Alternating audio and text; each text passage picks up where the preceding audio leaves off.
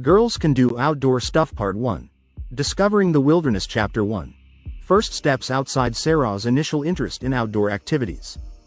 The first brush of the morning sun spilled across Sarah's room, painting golden streaks on her walls, and beckoning her to the day's adventure. It was a Saturday unlike any other. Today, Sarah would embark on a journey that would spark her love for the great outdoors. Sarah had always been curious. The world beyond her window, where the tree branches swayed and the birds sang symphonies, called to her. Until now, her explorations had been limited to the pages of her beloved books and the nature documentaries she watched with rapt attention. But today, Sarah was ready to leap from the comfort of her armchair into the wild tapestry of nature. The invitation to adventure. It all started with an invitation from her neighbor, Mrs. Kipling, an avid hiker known for her tales of distant trails and sun-drenched peaks. "The world is a book, and those who do not travel read only one page," Mrs. Kipling would say, quoting St. Augustine as she shared stories of her travels with the bright-eyed girl next door. Sarah, who had read many pages but had seen little of the world itself, felt the stirrings of adventure within her. Gearing up, Sarah's preparations were meticulous. She laced up her sturdy boots, the ones that had been a birthday gift from her Uncle Jack, an outdoorsman himself. Her backpack was a treasure trove of essentials: a water bottle, a compass, a map, a first aid kit, and, of course, a granola bar for sustenance. She donned her wide-brimmed hat, feeling like an explorer of old, ready to chart unknown lands. The threshold of the wilderness accompanied by Mrs. Kipling, Sarah stood at the trailhead, the threshold of a world teeming with life and wonder. The path before them wound through a lush forest, where dappled sunlight danced on the underbrush and the air was rich with the scent of pine and earth. The symphony of nature. As they began their trek, the forest welcomed Sarah with its symphony. The rustling leaves performed a windy rhapsody, and the hidden brooks gurgled melodious bass lines. Birds weaved complex harmonies, while the gentle crunch of their steps kept the rhythm. Sarah was enchanted, feeling the music of the wild sync with the beat of her heart. A canvas of green everywhere Sarah looked, the world was painted with a palette of greens. The leaves ranged from the palest lime to the deepest emerald, each hue a brushstroke contributing to the canvas of the forest. The sunlight filtering through the canopy created patterns that shifted with the breeze, a living mosaic, ever-changing and vibrant. The mountain stream. Midway through their hike, they encountered a mountain stream, its clear waters tumbling over rocks and pebbles. Sarah watched, mesmerized by the clarity and the cold touch of the water as she dipped her fingers in. It was a moment of connection, a realization that the same water that nourished the land now cooled her skin, linking her to the web of life around her. The ascent. The trail soon steepened, and Sarah's breaths came quicker. Each step was a triumph, a further distance from the world she knew and a deeper venture into the unknown. The ascent was a challenge, but Sarah met it with determination, her legs growing stronger with each push forward. The summit and the view beyond. Finally, they reached the summit. The view that greeted Sarah was beyond words: rolling hills, verdant valleys, and the distant horizon where the sky kissed the earth. It was a sight that promised endless possibilities and whispered of countless adventures yet to come. Reflections and resolutions. As they sat on the summit, sharing the granola bar and stories, Sarah reflected on her journey.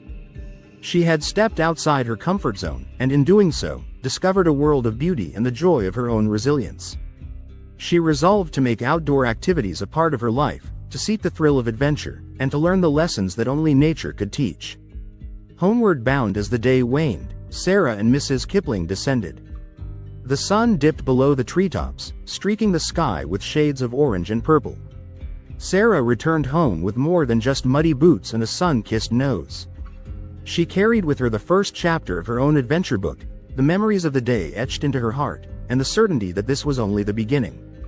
Conclusion. Sarah's initial foray into the world of outdoor activities was more than an exploration of the trails and streams. It was an exploration of her own spirit. The wild had called, and she had answered with eagerness and courage.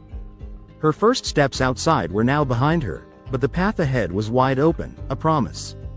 Chapter 2. Learning the Ropes. Introduction to Basic Outdoor Skills. The dawn of a new day brought with it the promise of discovery and the thrill of newfound passion. Sarah, with the taste of her first outdoor adventure still fresh, was eager to dive deeper into the world of wilderness and wonder. Today, She was not just a participant but a student ready to learn the ropes of outdoor skills that would serve as her toolkit for the countless expeditions ahead.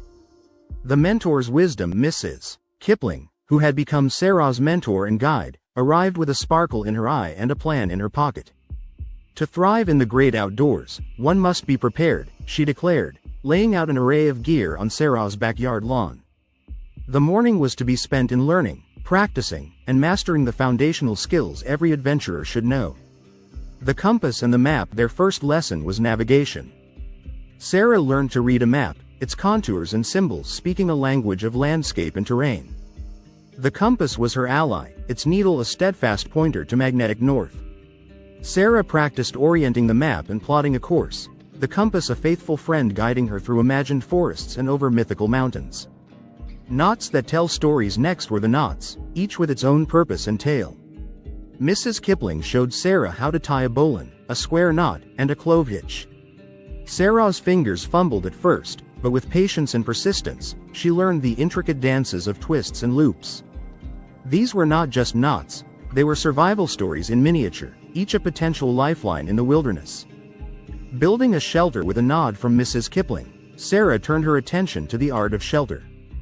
Using tarps, ropes, and the sturdy branches they gathered, they constructed a lean-to. As Sarah anchored the corners and secured the roof, she understood that this simple structure was more than a place of rest, it was a home in the heart of nature. The fire's warmth. Fire-making was a skill that felt like a rite of passage. Mrs. Kipling taught Sarah how to build a fire, starting with tinder and kindling, arranging the wood with enough space to breathe life into the flames. Striking the ferro rod sent sparks into the gathered nest, and soon, a warm fire crackled before them. It was a primal connection, the warmth of the fire a testament to human ingenuity and nature's bounty. Nature's pantry. For lunch, they foraged in Sarah's garden, picking vegetables and herbs. Mrs. Kipling shared knowledge of edible plants and the importance of foraging responsibly, taking only what one needs. They prepared a simple meal, and as they ate, Sarah felt a profound connection to the earth, the source of their sustenance. The language of the skies. As clouds began to gather, Mrs. Kipling pointed skyward, reading the weather in the shapes and movements of the clouds.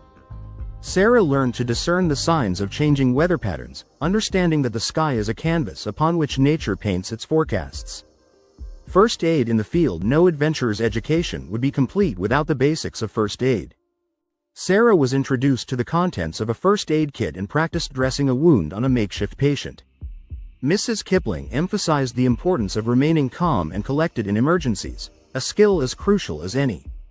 Leave no trace. As the day waned, Mrs. Kipling shared the ethos of leave no trace, instilling in Sarah a respect for the natural world and the responsibility to preserve it. They practiced minimizing their impact, leaving the backyard just as they had found it, without a trace of their day's activities. Reflecting on the lessons. As the sun dipped below the horizon, Sarah reflected on the day's lessons. Each skill learned was a step towards self-reliance and confidence. The ropes she had learned to tie were not just for securing tents and tarps but for binding her to the path of an explorer, one who respects and cherishes the wild. Conclusion. The backyard had become a classroom, and the world beyond it a vast field of potential. Sarah's journey into outdoor activities was no longer about taking the first steps but about striding forward with knowledge and skill. She had begun to learn the ropes, and with each knot tied, each fire sparked, and each map read, she was weaving her own story, one of adventure, respect for nature, and an unquenchable thirst for the next horizon. Chapter 3. Camping under the stars. Sarah's first camping trip. The essence of the wild beckoned Sarah to a venture under the open sky, a rite of passage into the heart of the wilderness. Her first camping trip was a canvas of anticipation, and as the sun dipped into a palette of twilight hues, she stood at the precipice of a night woven with starlight and dreams. The call to adventure. The plan had been set with precision. Sarah and Mrs. Kipling would venture into the nearby national park, a landscape adorned with ancient trees and whispering streams, to camp under the stars. Sarah's heart raced with excitement, her mind alight with the images of campfires and nocturnal symphonies. Packing with purpose. Packing was an exercise in thoughtful preparation. Sarah filled her backpack with essentials, a tent, a sleeping bag rated for the chilly night air, a headlamp, and her trusty map and compass. She also packed her journal, a companion for her thoughts and a repository for the memories she was about to create. Journey into the woods. Their journey began just before dusk, the woods welcoming them with a cool embrace. Sarah felt the ground yield softly beneath her hiking boots, each step a steady drumbeat marking their progress. The air was laced with the scent of pine and the earthy perfume of moss, a fragrance of untouched corners of the world. Setting up camp at a clearing by a babbling brook, they decided to set up camp. The routine was filled with learning. Sarah unfolded her tent with care, threading poles and securing stakes with a newfound confidence. The tent stood proud against the backdrop of the woods, a temporary home for wanderers' hearts. A feast in the wild. Dinner was a feast of simplicity, canned beans heated over a portable stove, slices of bread, and apples so crisp their bite echoed through the quiet. They ate with gusto, the food seasoned with the taste of adventure and the satisfaction of a day spent in nature's embrace. Campfire stories and laughter. As night fell, they gathered kindling and logs, sparking a fire that crackled with life. The flames danced to an ancient rhythm, casting a warm glow on their faces. Stories were shared, laughter mingled with the crackling wood, and Sarah felt a kinship with explorers of yore, for whom the campfire was a nexus of camaraderie and reflection. The celestial canopy with the campfire reduced to embers, Sarah lay back and gazed upward. The night sky revealed itself, a tapestry of constellations and planets strewn across the cosmos. She traced the patterns with her fingers, connecting stars into shapes and stories, the celestial tales that had guided humanity's wayfinders and dreamers. The nocturnal orchestra. The night was alive with sounds, a nocturnal orchestra of crickets serenading the moon, the hoot of an owl proclaiming its dominion, and the rustle of leaves whispering secrets to the wind. Sarah listened, her soul attuned to the music of the night. Contemplation and cosmic wonder. In the solitude of the woods, Sarah found space for contemplation. The vastness of the night sky humbled her, filling her with a sense of cosmic wonder. She journaled by the light of her headlamp, words flowing freely, capturing the essence of the moment. A night embraced by nature. The cocoon of her sleeping bag embraced her as the chill of the night crept in. The symphony of the woods was a lullaby that lulled her into dreams where she soared on the wings of night birds and danced with the stars. Dawn's gentle awakening. Morning arrived on the gentle wings of dawn, the first light painting the sky in strokes of pink and gold. Sarah awoke to the world reborn, the air crisp with the promise of a new day. She stepped out of the tent to greet the sunrise, a ritual as old as time, feeling an affinity with the pulse of the earth and the rhythm of the rising sun. Conclusion. Sarah's first camping trip was an odyssey that transcended mere outdoor activity. It was an immersion into the essence of life. She had slept under a blanket of stars, dined by the light of a fire, and awakened to the symphony of dawn.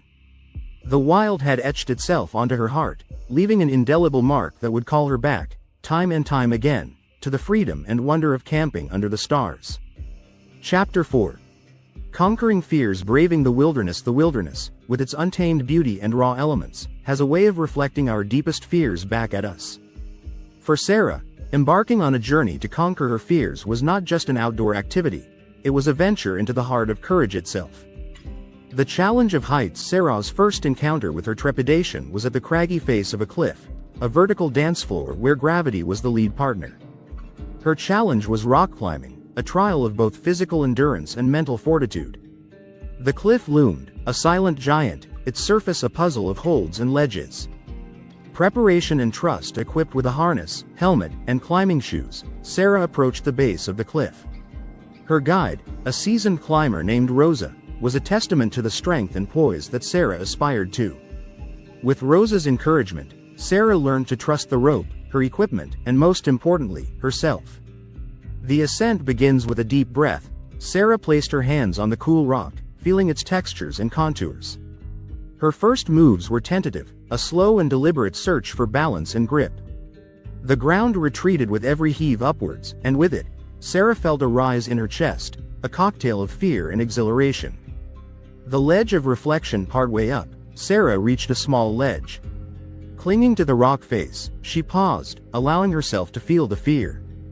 The wind whispered tales of falls and failures, but amidst the fear, there was a voice within her, steadier and stronger, that spoke of resilience and determination. Overcoming inner doubts. The climb became more than just physical action, it was a dialogue with her inner self. Each new height conquered was a rebuttal to the voice of doubt.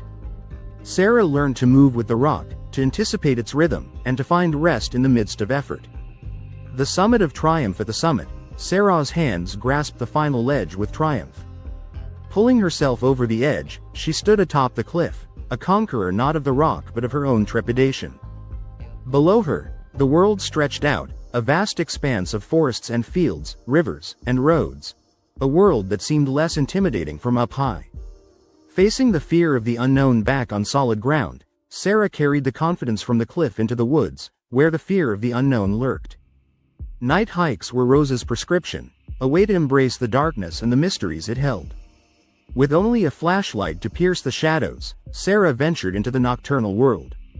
Embracing the darkness of the forest was a canvas for her imagination, every rustle a creature of the night, every snap a step of a woodland dweller.